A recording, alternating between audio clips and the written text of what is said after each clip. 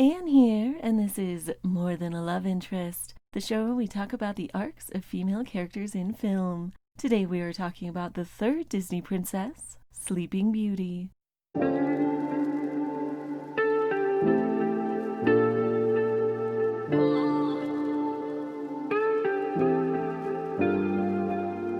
For the first part of our analysis, let's discuss how much character agency our princess has. The movie starts and ends with celebrations for Aurora. She is cursed and betrothed at the first one, and married at the second, having been freed of the curse. In the middle, she lives in the woods and sings to animals about her dream to be married. So we know she wants to be married, but what else do we know about her? Almost nothing. Now, the point of this series is to discuss Disney princesses and whether or not they are good role models. And I wouldn't say she is a bad one, but she is barely a character. So, video over? We're done? Not just yet. I do have a lot of thoughts about this movie. Aurora may not be much of a character, but there are some very important female characters in this. The good fairies, Flora, Fauna, and Merryweather. Sidekicks are common in these movies, but it is rare for them to have their own character arcs. Jacques and Gus are not challenged by the narrative, for example. The other characters in Sleeping Beauty, even Prince Philip, are subject to the whims of fate, or more accurately, of Maleficent, but the fairies are the only ones who have any agency to stop her. When Maleficent shows up and curses Aurora, Merryweather changes the curse from causing death to just an enchanted sleep. Then the three of them hide Aurora away for 16 years. They give up their magic and their identities as fairies to raise her themselves, which is quite a sacrifice. On the eve of her 16th birthday, they take precautions, but ultimately fail to protect her because they would not go one more day without magic. Because they do use their magic again, Maleficent finds where they are, which leads to Prince Philip being captured. The fairies leave Aurora alone for a moment. She doesn't take the truth about being a princess very well, particularly the arranged marriage part. And then Maleficent fulfills her curse. Because of the fairies' failure to protect her and insistence on using magic, the princess is asleep, and the prince who can break the spell is in Maleficent's fortress. And they make up for all that by going to the mountain themselves to rescue Philip. They put the whole castle to sleep to wait for Aurora to waken, then infiltrate the Forbidden Mountain. They help Philip escape, return to the castle, and face Maleficent victoriously. So it is true that Sleeping Beauty herself has no agency here, but I would argue that neither do the prince or King Stefan, or anyone else except for the fairies, and arguably Maleficent. They actively change the plot, and the fact that they are all women of, less than conventional attractiveness is something I would like to see more of, personally. As far as female agency goes, I would give this movie a C. They could have done better, especially with the title character, but the relevance of the fairies does make up for it somewhat. Now, we would normally talk about the character arc the heroine has at this point, but Aurora does not really have one, and though the fairies have agency and are complex enough to make mistakes and atone for them, they don't really have an arc either, especially not separately. Though they have differing opinions on the color of Aurora's birthday dress, there is not much to separate them in the narrative. So instead, let's talk about fairy tales and Disney. Though they had other storylines, Disney established themselves through Snow White and Cinderella as intending to retell fairy tales. But I would say that Sleeping Beauty in particular stands in stark contrast to those movies, in that it seems the most just like a story that is unfolding before you, rather than one with characters and a plot for the audience to become invested in. In fact, it seems more like a checking off of boxes from the original tale than a story driven by character motivation. So first, let's compare Sleeping Beauty's characters to those other fairy tales.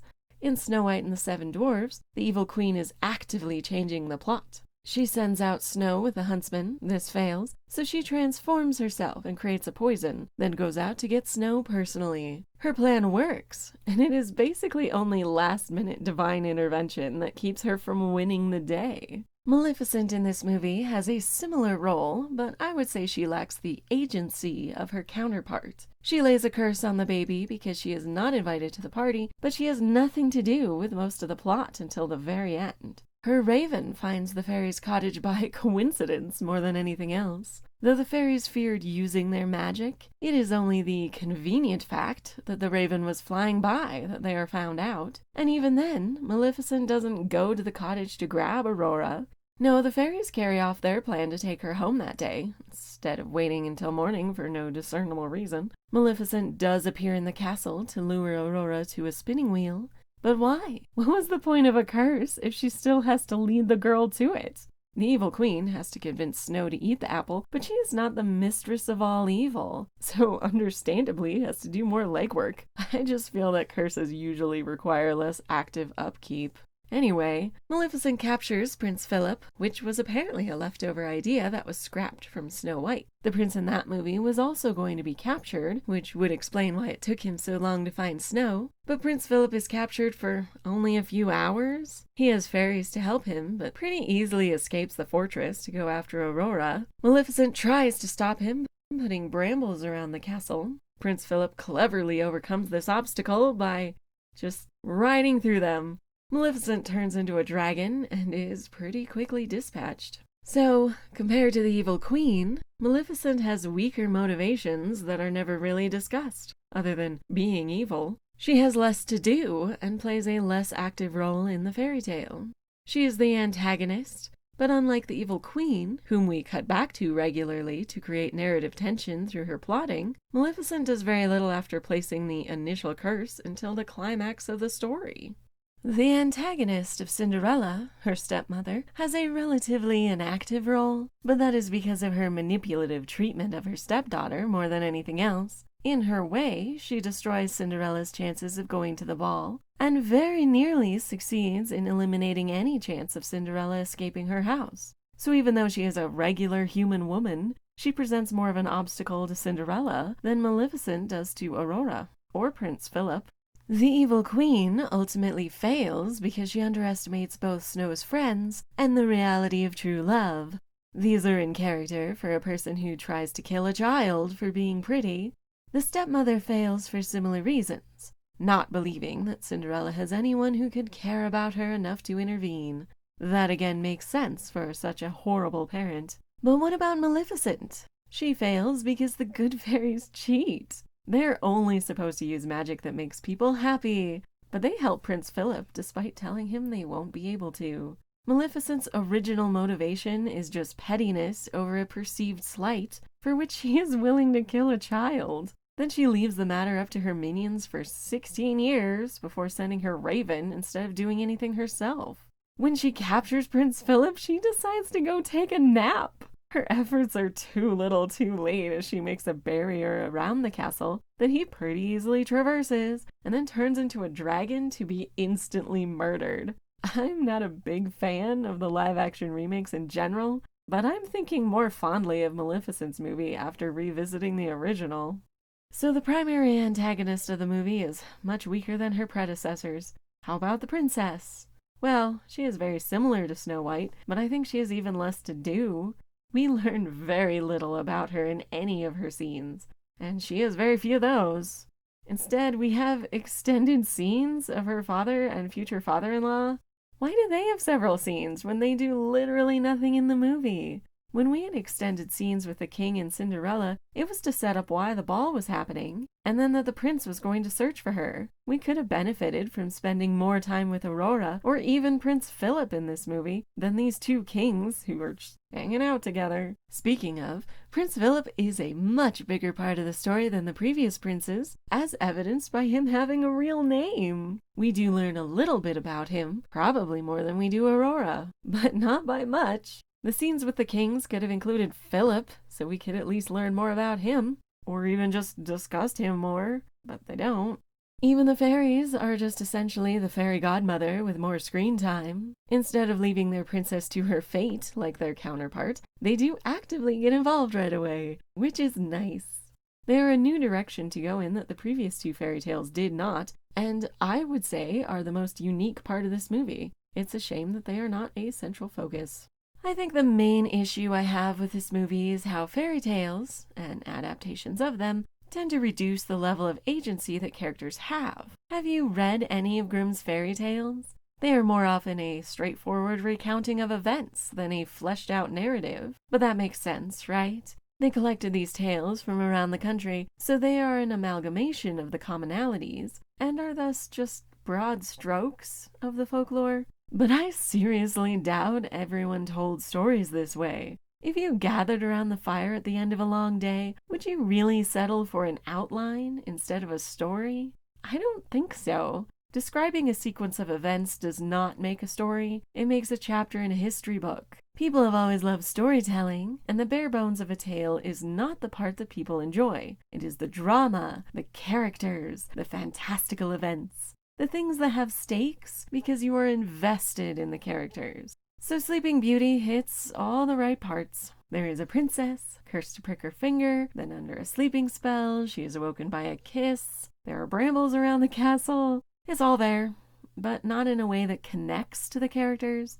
None of them are more than archetypes, and their motivations do not drive the plot forward. The plot unfolds because it is supposed to. Aurora is certainly the princess with the least agency, but that is largely a symptom of an unfocused script that gets away with poor storytelling because you already know where the story is going. And I think that's a shame.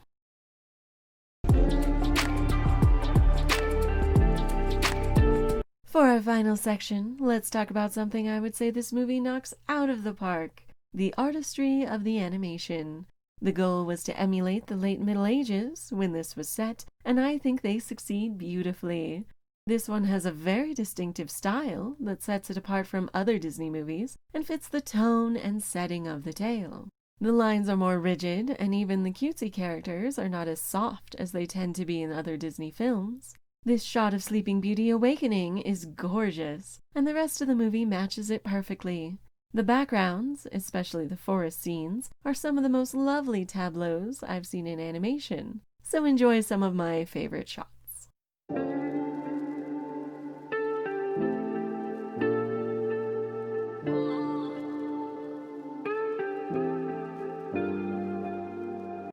Now let's talk character design. Aurora is the beauty of the title, and she certainly fits the part. She has 2 outfits in this movie, one when she is a peasant and one for being a princess. I think it's interesting how different her princess dress is, which in another story would indicate that she is growing up. A common trope for coming-of-age stories is to feature a costume change, but she is pretty upset to learn she is a princess, so to me the change in style seems like a demonstration of her discomfort, at least initially, more than her maturity.